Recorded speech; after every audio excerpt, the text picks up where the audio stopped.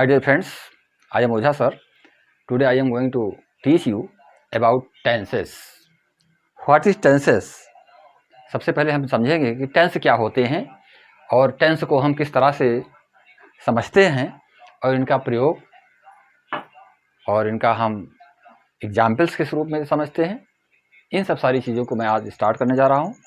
तो धरा क्लासेस के माध्यम से सबसे पहले आपको मैं टेंस के बारे में बताने जा रहा हूँ कि ये टेंस क्या होता है। टेंस जो होता है इसको हम हिंदी में काल कहते हैं।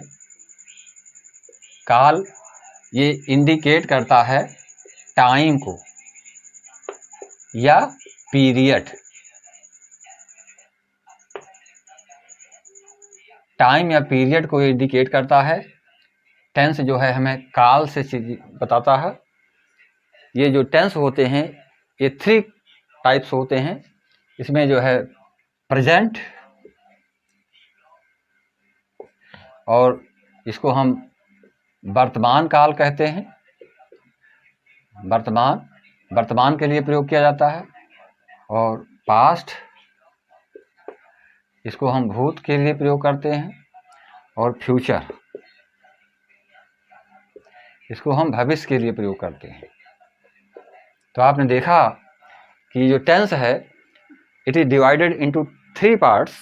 फर्स्ट प्रेजेंट वर्तमान, सेकंड पास्ट भूत, और थर्ड फ्यूचर भविष्य के लिए। तो हम इसको 3 कैटेगरीज में डिवाइड कर सकते हैं, प्रेजेंट, पास्ट एंड फ्यूचर। अब इसमें ये जो टेंस है इसके साथ में जुड़ा हुआ होता है present tense, past tense and future tense, 3 conditions. तो आज मैं आपको सबसे पहले प्रेजेंट के बारे में बताऊंगा और इसके अलग अलग पार्ट्स भी बताए गए हैं जो indefinite, continuous, perfect and perfect continuous के रूप में जाने जाते हैं। तो सबसे पहले आज आप प्रेजेंट इंडेफिनिट के बारे में समझेंगे। प्रेजेंट इंडेफिनिट क्या होता है, प्रेजेंट इंडेफिनिट टेंस के विषय में आपको बताया जाएगा और विथ एग्जाम्पल्स आपको समझाया जाएगा। प्रेजेंट इंडेफिनिट,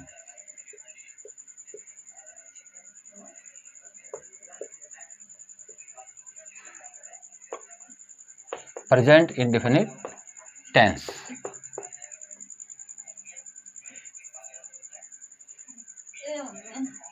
ध्यान दें, ये प्रेजेंट इंडेफिनिट टेंस जो है इंडिकेट करता है वर्तमान समय में किसी कार्य का होना और ऐसे रूपों में होना जो अनिश्चित रूप में हो, जिसको हम इनडेफिनिट, जो इनडेफिनिट है, इनडेफिनिट का मतलब डेफिनिट मीन्स होता है निश्चित एंड इनडेफिनिट का मतलब होता है अनिश्चित।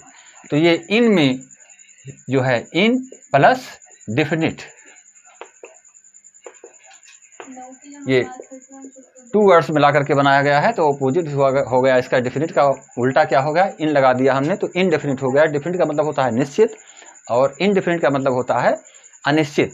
तो ये हम जब भी प्रेजेंट इंडेफिनिट के तहत में जब भी हिंदी के सेंटेंस को, हिंदी वाक्य को हम इंग्लिश में ट्रांसलेट करना चाहते हैं तो प्रेजेंट इंडेफिनिट के रूप में होता है, जिसको हम कहते हैं वर्तमान का अनिश्चित वाक्य। ये जो सेंटेंस होते हैं ये अनिश्चितता को बताते हैं, कोई फिक्स चीज टाइम नहीं बताते हैं।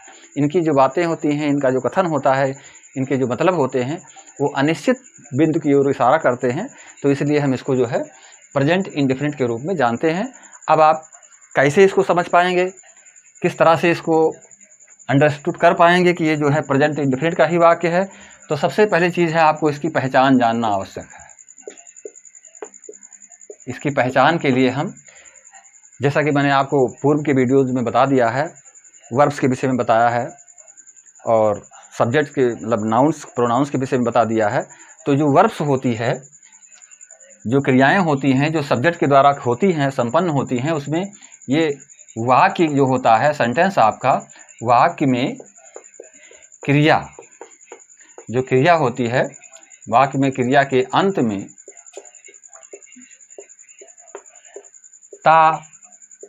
ता है शब्द आते हैं, ती है,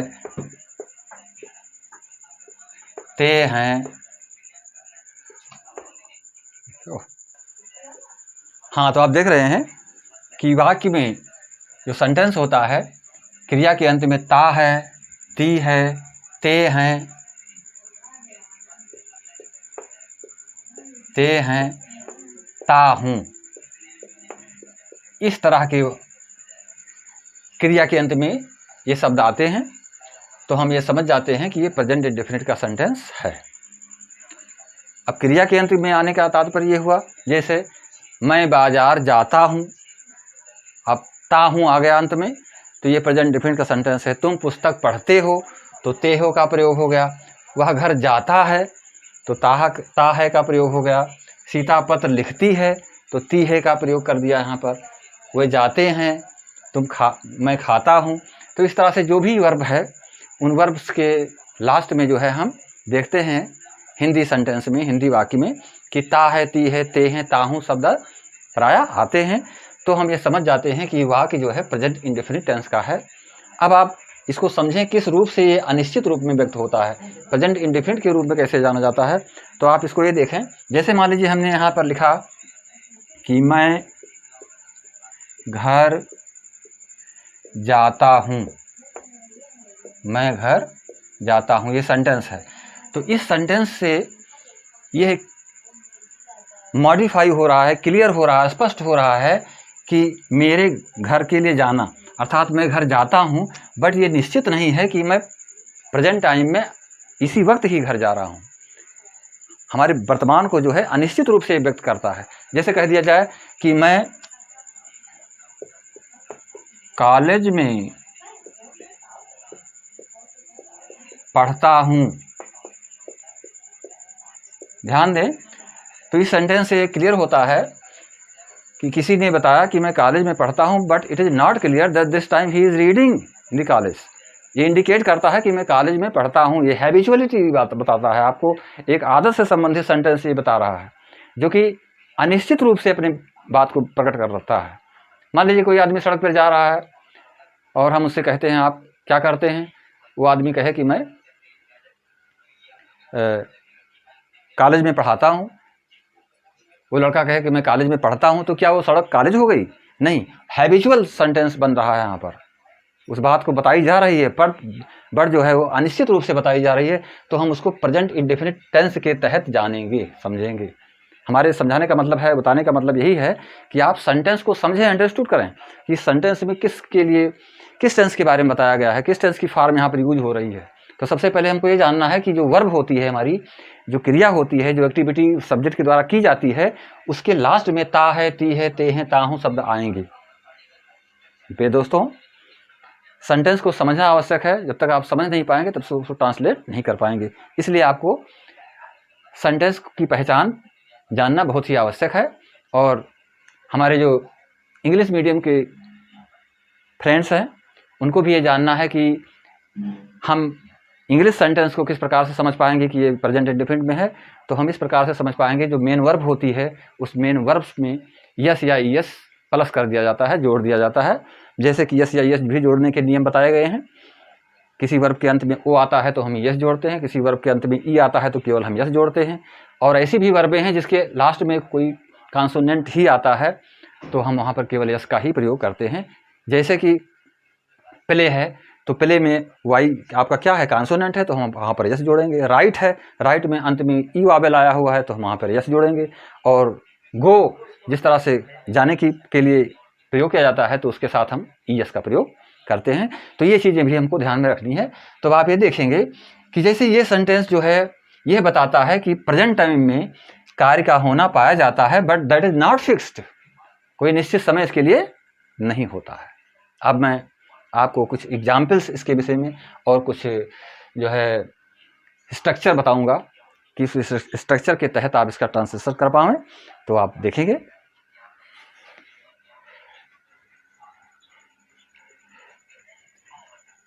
देखिए सबसे पहले आपको ये जानना आवश्यक है कि किन किन सब्जेक्टों के साथ में हम वर्ब का प्रयोग किस तरह से करेंगे। तो आप ये देखें, ये आपका इधर सब्जेक्ट हो गया। सब्जेक्ट के साथ में हम क्या जोड़ते हैं, वर्ब। वर्ब का फर्स्ट फॉर्म रहता है, ज़रूरत पड़ती है तो हम उसको यस या ईएस से कनेक्ट कर देते हैं, और उसके पश्चात हम किसका प्रयोग करते हैं, ऑब्जेक्ट का। तो यही तीन चीज़ें जो है सेंटेंस को बनाने में मदद करती हैं। ये इसका स्ट्रक्चर है, सब्जेक्ट प्लस वर्ब की मेन वर्ब की फर्स्ट फॉर्म प्लस उसमें यस या ईएस आवश्यकता पड़ने पर, और ऑब्जेक्ट। अब आप ये देखेंगे कि किसके साथ हम केवल वर्ब की फर्स्ट फॉर्म रखते हैं और किसके साथ में हम यस या ईएस का प्रयोग करते हैं। मेरे दोस्तों, यहाँ पर ध्यान देंगे कि यदि यहाँ पर आई आ जाता है, फर्स्ट पर्सन आई आ जाता है, या बी आ जाता है, या जो है यू का प्रयोग किया जाता है, या यहाँ पर दे का प्रयोग करते हैं, ये सारे प्रोनाउन हैं, या हम इसकी जगह पर किसी नाउन का प्रयोग कर दें, जैसे रोहित। अब आप Rohit and Mohit, double name is plural होता है इसमें, क्योंकि आपको बताया गया है 2 + 2 1 + 1 = प्लूरल नंबर। तो यहाँ पर ध्यान देंगे आई बी यू दे या रोहित एंड मोहित, ये चीज़ें यदि आप सेंटेंस में आती हैं तो हम इसके साथ में केवल वर्ब की फर्स्ट फॉर्म का ही प्रयोग करते हैं और ऑब्जेक्ट लिख देते हैं।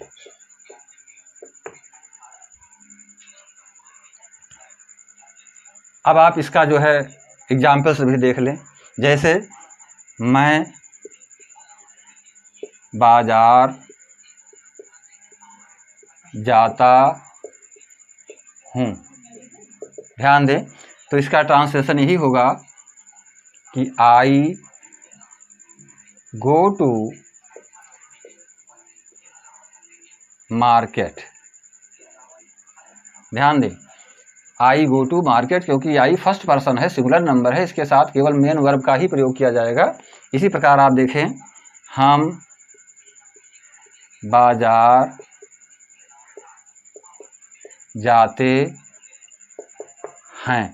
अब यहाँ भी आप देखेंगे सेंटेंस एक ही है, तो यहाँ पर हम बी का प्रयोग करेंगे, बी गो टू मार्केट। इसी प्रकार आप देखें, तुम बाजार जाते हो, इसमें आप यू का प्रयोग करेंगे, यू गो टू मार्केट। अब इसी तरह से आप वह बाजार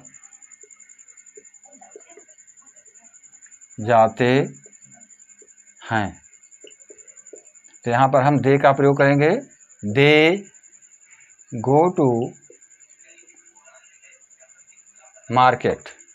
अब हम डबल नाउन अर्थात प्लूरल नंबर नाउन का प्रयोग कर रहे हैं सब्जेक्ट की जगह पर। देखेंगे कि रोहित और मोहित,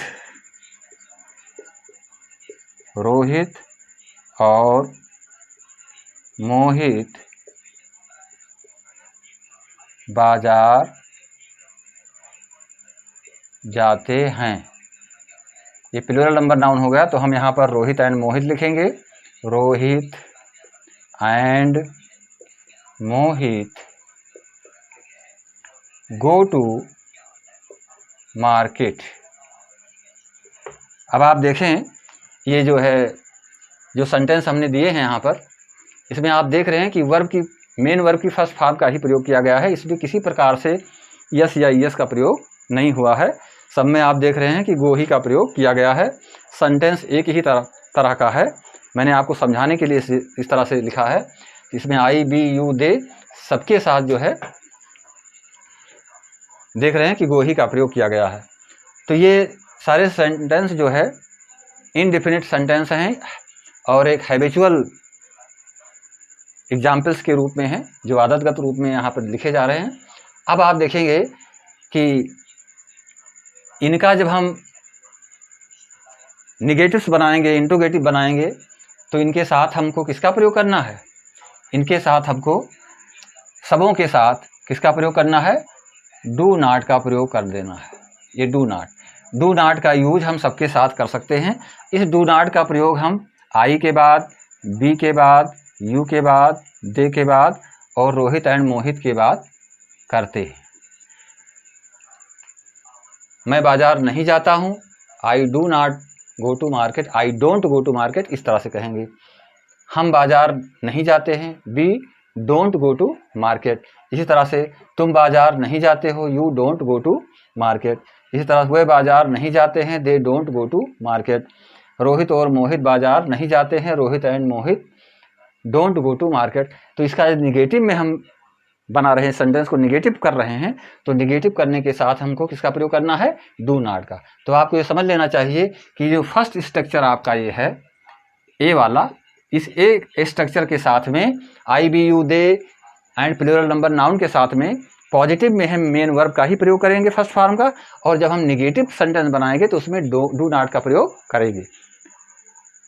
अगली बात यह है कि जब हम इसको इंट्रोगेटिव में कन्वर्ट करेंगे तो इंट्रोगेटिव में यही हमारा डू जो होता है वो आगे चला आएगा। कैसे आ जाएगा, क्या मैं बाजार जाता हूँ, इस तरह का सेंटेंस होगा। क्या मैं बाजार जाता हूँ तो do I go to market लिखेंगे। इसी तरह से सब में इसी तरह से करेंगे। क्या हम बाजार जाते हैं तो do we go to market. इसी तरह से क्या तुम बाजार जाते हो, do you go to market. इसी तरह से क्या वे बाजार जाते हैं तो do they go to market. इस तरह से क्या रोहित और मोहित बाजार जाते हैं तो do Rohit and Mohit go to market. इसमें आपको डू ही का प्रयोग करना है इंट्रोगेटिव फर्स्ट टाइप में। और आप देखेंगे कि इंट्रोगेटिव सेकंड टाइप में, जिसमें कि WH टाइप के क्वेश्चन वर्ड होते हैं।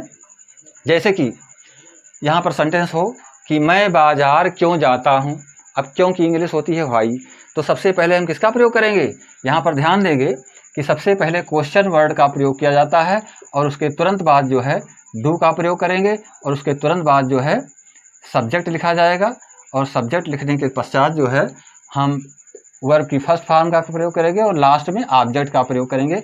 ये हमारा स्ट्रक्चर है क्वेश्चन वर्ड होने पर सेंटेंस की।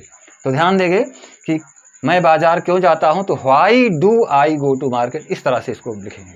इसी प्रकार से हम बाजार क्यों जाते हैं या कहाँ जाते हैं तो why do we go to market. इस तरह से तुम बाजार क्यों जाते हो, why do you go to market. इसी तरह से वह बाजार क्यों जाते हैं, why do they go to market. और इसी प्रकार से रोहित और मोहित बाजार क्यों जाते हैं तो why do Rohit and Mohit go to market. इस तरह से हम सेंटेंस को बनाएंगे। और अभी मैं लास्ट में आपको इसका स्ट्रक्चर भी बता दूंगा। अब आप ध्यान देंगे कि ऐसे सब्जेक्ट जो थर्ड पर्सन के रूप में होते हैं उनके साथ हम क्रिया में यस या यस का प्रयोग करते हैं। वो कौन से सेंटेंस हैं, अब मैं इसको आपको समझाऊंगा। तो यहाँ पर आप ध्यान दें, इसको मैं क्लीन कर दे रहा हूँ। अब आप देखेंगे कि ऐसे सेंटेंस जो वर्ब की फर्स्ट फॉर्म में यस या यस के साथ में जोड़े जाते हैं, जैसे कि यहाँ पर यह third person singular number masculine gender personal pronoun के तहत ही का प्रयोग किया गया है। ही हो या सी हो या इट हो, या यहाँ पर हम किसी एक नाम को लिखें, जैसे हमने केवल रोहित ही लिखा, ध्यान दें, तो आप देख रहे हैं कि ये थर्ड पर्सन के ही रूप में आए हुए हैं सिंगुलर नंबर के साथ में। तो हम इसके साथ में केवल वर्ब की फर्स्ट फॉर्म का प्रयोग करेंगे और उसके साथ में यस या ईएस को जोड़ेंगे और लास्ट में जो है ऑब्जेक्ट का प्रयोग किया जाएगा। ये इसका स्ट्रक्चर है। इसको हम बी नंबर के तहत समझेंगे। अब आप इसके एग्जाम्पल्स को समझें। जैसे उदाहरण के लिए, वह पत्र लिखता है। ध्यान दें, छोटा सेंटेंस है, वह पत्र लिखता है, तो इसको हम इंग्लिश में इस तरह से लिखेंगे, ही राइट फर्स्ट फॉर्म हो गया, इसमें हम यस को का प्रयोग कर देंगे। ही राइट्स द लेटर, ये सेंटेंस बनेगा, वह पत्र लिखता है, ही राइट्स द लेटर। इसी प्रकार से वह पत्र लिखती है।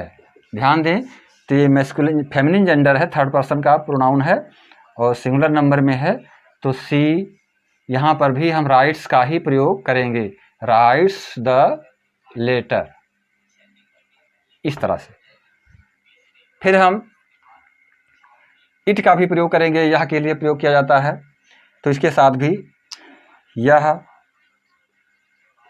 अब यह जो है पत्र लिखता है, तो हम इट का ही प्रयोग कर देंगे, इट राइट्स द लेटर। ध्यान दें, इसी तरह से हम सिंगुलर नंबर नाउन का प्रयोग करेंगे, रोहित पत्र लिखता है। ध्यान दें, तो रोहित राइट्स द लेटर।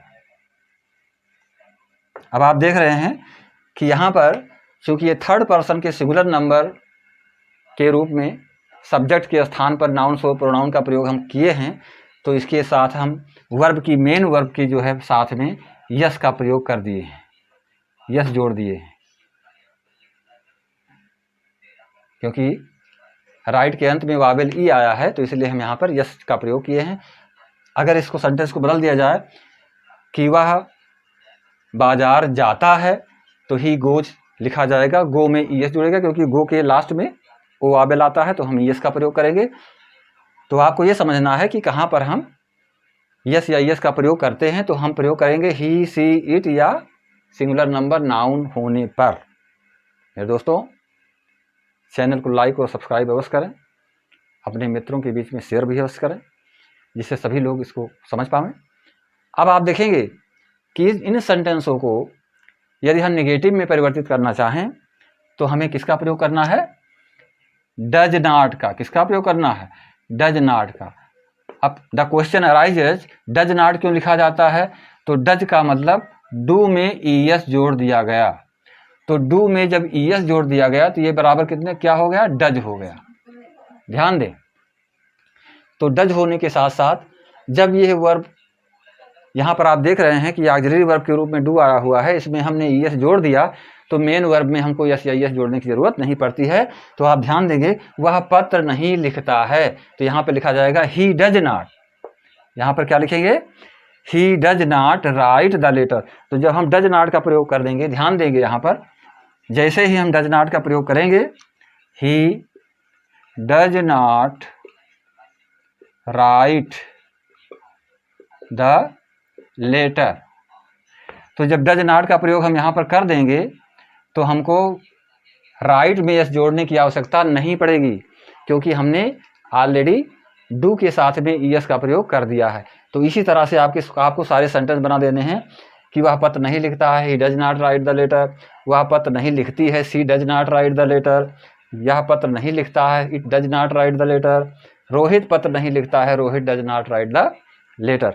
तो इस तरह से हम करेंगे। फिर हम इसको इंट्रोगेटिव में जब कन्वर्ट करेंगे, तो यही हमारी डज जो है, जो ऑक्सिलरी वर्ब के रूप में आई हुई है डज, ये डज आगे लिखा जाएगा, यानी पूर्व में इसको हम लिख देंगे, डज को प्रयोग पूर्व में करेंगे। डज के साथ उसके पश्चात जो है सब्जेक्ट लिखा जाएगा, और उसके बाद जो है वर्ब की फर्स्ट फॉर्म लिखी जाएगी, और लास्ट में ऑब्जेक्ट लिखकर इंट्रोगेटिव का मार्क्स लगा देंगे। तो ये आप ध्यान देंगे कि इसका हम निगेटिव्स, इंट्रोगेटिव सेकंड टाइप, हर तरह से हम इसको बना सकते हैं कि वह पत्र क्यों लिखता है। ध्यान दें, तो why does he write the letter, वह पत्र क्यों लिखती है, why does she write the letter, यह पत्र क्यों लिखता है, why it writes, why does it write the letters, Rohit पत्र क्यों लिखता है, why does Rohit write the letters. तो आप देख रहे हैं कि सभी प्रकार से हम इस सेंटेंस को affirmative, negative, interrogative plus negative और इंट्रोगेटिव क्वेश्चन वर्ड टाइप में हर तरह से हम इसको कन्वर्ट कर सकते हैं, और ये हमारा पास्ट प्रेजेंट इंडेफिनिट टेंस के रूप में होता है। मेरे दोस्तों, प्रेजेंट इंडेफिनिट टेंस का स्ट्रक्चर बहुत ही आसान है। आप थोड़ा इस पर गौर करेंगे, समझेंगे कि सबसे पहले हम इसको समझें, पहचानें, और उसके पश्चात उसको ट्रांसलेट करें। सब्जेक्ट के तुरंत बाद जो है मेन वर्ब का प्रयोग करते हैं, और आवश्यकता पड़ने पर उसमें यस या यस का प्रयोग करते हैं, जैसा कि मैंने आपको बता दिया है स्ट्रक्चर में। और उसके बाद में हम ऑब्जेक्ट का प्रयोग करते हैं। फॉर एग्जाम्पल्स, मैं कुछ एग्जाम्पल्स दे रहा हूँ आपके लिए, आपके अभ्यास के लिए दे रहा हूँ, फॉर एक्सरसाइज। तो एग्जाम्पल्स हमारे सुन ले। मैं एक पत्र लिखता हूँ, हम बाजार जाते हैं, तुम फल खाते हो, वह गीत गाती है, वह पुस्तक खरीदता है,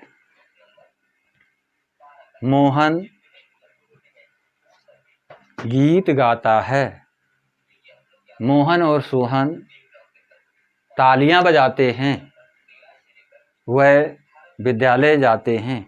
ये छोटे छोटे सेंटेंस जिसकी कि वर्बें डिफर हैं। अब आपको यही समझ करके इसका प्रयोग करना है कि कहाँ पर हम यस या यस का प्रयोग करेंगे और कहाँ पर नहीं करेंगे। इन सेंटेंसों को आप निगेटिव में भी कन्वर्ट करेंगे, जहाँ पर डू नॉट और डज नॉट के बारे में मैंने आपको बताया है। इन सेंटेंसों को आप इंट्रोगेटिव में कन्वर्ट करेंगे, जिसमें कि डू या डज को हम आगे कर देते हैं, तो क्या फर्स्ट टाइप क्वेश्चन वर्ड का सेंटेंस बन जाता है। और second type question word sentence बनाने के लिए हम WH टाइप के क्वेश्चन वर्ड बनाने के लिए कि मैं बाजार क्यों जाता हूँ, why do I go to market. मैं बाजार क्यों नहीं जाता हूँ, why do I not go to market.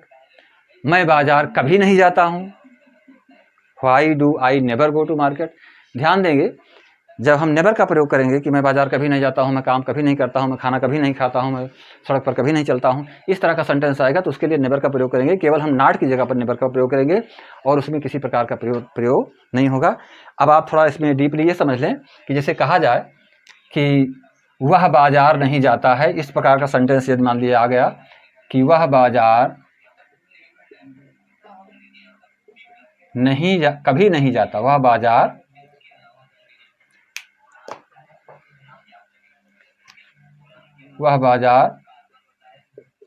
कभी नहीं जाता है, ये सेंटेंस आ जाता है अगर, तो हम इसको इसी प्रकार से लिखेंगे, he never goes to market. ध्यान देंगे कि थर्ड पर्सन के साथ में नेवर का जब प्रयोग कर देते हैं तो यहाँ पर गोज ही लिखा जाएगा, इसमें किसी प्रकार कोई परिवर्तन नहीं होगा। परंतु यदि यहाँ पर कहा जाए कि मैं बाजार कभी नहीं जाता हूँ, तो I never go to market, क्योंकि आई बी यू दे के साथ में या प्लूरल नंबर नाउन के साथ में क्रिया में यस या यस का प्रयोग नहीं किया जाता है, तो इसमें कोई परिवर्तन नहीं होगा कि I never go to market, ऐसा ही रहेगा। लेकिन थर्ड पर्सन के तहत यदि हम इसको बना रहे हैं कि he never goes to market, वो बाजार कभी नहीं जाता है, तो आप ध्यान रखेंगे कि ही के साथ अगर नेवर लगा हुआ है या सी के साथ नेवर लगा हुआ है, इट के साथ नेवर लगा हुआ है या किसी सिंगुलर नंबर नाउन के साथ नेवर लगा हुआ है, तो हम वर्ब के साथ फर्स्ट फॉर्म में यस या यस का प्रयोग करेंगे। This is very important thing. यदि नेवर लगा हो थर्ड पर्सन के साथ में सिंगुलर नंबर के, तो हम वहाँ पर यस वर्ब की फर्स्ट फॉर्म में यस या यस का प्रयोग करेंगे। और यदि नेवर की जगह पर कभी नहीं की जगह पर नहीं लगा है तो हम डज का प्रयोग करेंगे। तो जब डज का प्रयोग करेंगे तो इसको फर्स्ट फॉर्म के रूप में फिर लिखेंगे, इसमें यस या यस का प्रयोग नहीं करेंगे। अर्थात नेवर लगने पर मेन वर्ब में हम यस या यस का प्रयोग करेंगे, और नेवर ना लगने पर अर्थात केवल नॉट लगने पर हम यहाँ पर डज नॉट लगने पर, जब डज नॉट का सेंटेंस होगा तो हम यहाँ पर केवल वर्ब की फर्स्ट फॉर्म का ही प्रयोग करेंगे। Thank you very much for seeing this videos, और मैं आशा करता हूँ कि आप लोग इस वीडियोस को, इस टीचिंग को अवश्य लाइक करेंगे। और अगले वीडियो में मैं आपको प्रेजेंट कंटिन्यूअस के विषय में बताऊँगा, और एग्जाम्पल्स मैंने आपको दे दिए हैं एक्सरसाइज के रूप में, आप उसको करेंगे। दोस्तों, चैनल को लाइक और सब्सक्राइब अवश्य करेंगे। धरा क्लासेस के माध्यम से मैं आपके पेज में उपस्थित था। नेक्स्ट अगले वीडियो के लिए मैं आपसे फिर मिलूँगा। नमस्कार, जय हिंद, जय भारत।